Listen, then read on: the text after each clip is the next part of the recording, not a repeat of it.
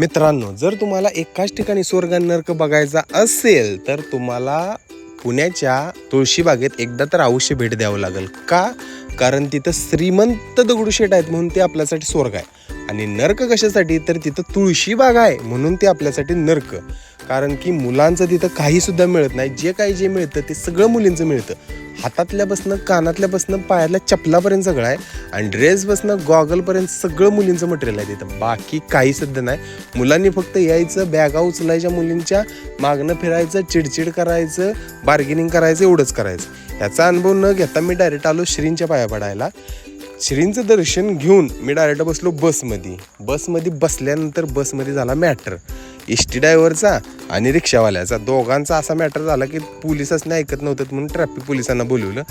Traffic पोलिसांनी जाग्यावर कणका पाडला आणि विषय मिटवून टाकला. वाटेल लागायच थांबायचं नाही, 2 मिनिटात रस्ता मला मोकळा झाला पाहिजे अशा भाषेत